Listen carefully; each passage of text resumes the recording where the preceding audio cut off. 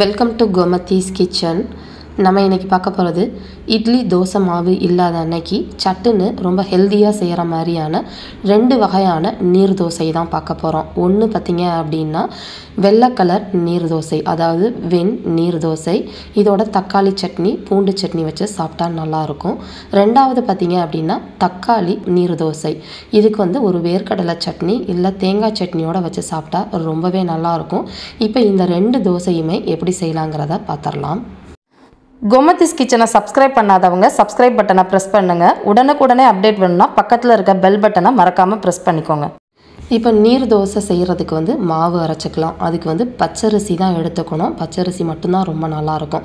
இப்போ 1 cup மெஷர்மெண்ட்டில் 1 cup நீர் தோசை வெள்ளை நீர் தோசைக்கும் இன்னொன்று தக்காளி நீர் தோசைக்கும் பார்த்திங்கன்னா ஒரு 15லேருந்து 20 நிமிஷம் ஊறுனா போதும் பச்சரிசி.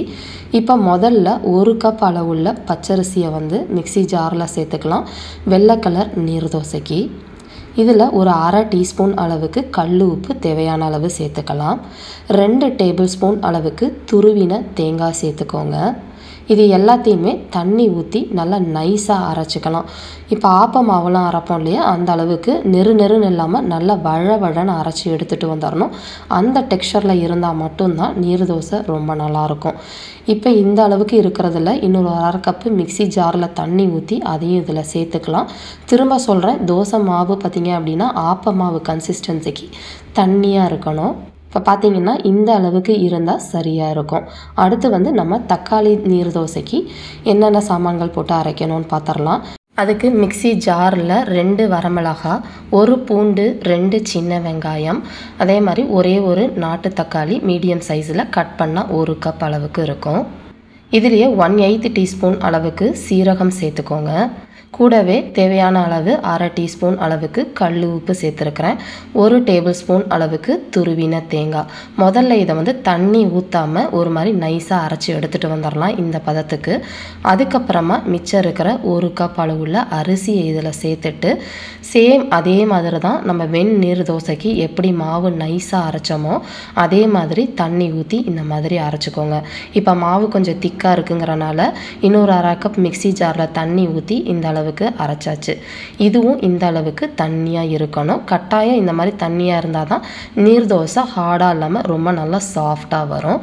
இப்போ நம்மளோட 2 மாவுமே ரெடி ஆகிடுச்சு. இந்த மாவை நீங்கள் கொஞ்சம் திக்காக அரைச்சி ஃப்ரிட்ஜில் வச்சுட்டு சாயங்காலம் நீங்கள் ஈவினிங் கூட தண்ணி கரைச்சி தோசை ஊற்றிக்கலாம்.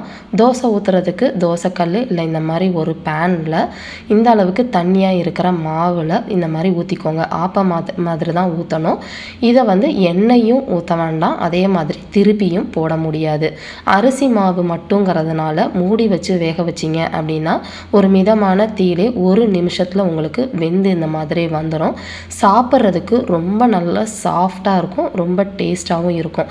பார்க்குறதுக்கெல்லாம் ரொம்ப சிம்பிளாக இருக்கிற மாதிரி இருக்கும். செஞ்சு பாருங்கள், ரொம்ப ரொம்ப ரொம்ப டேஸ்ட்டாக இருக்கும். இப்போ நம்மளோட நீர் தோசை ரெடி ஆயிடுச்சு.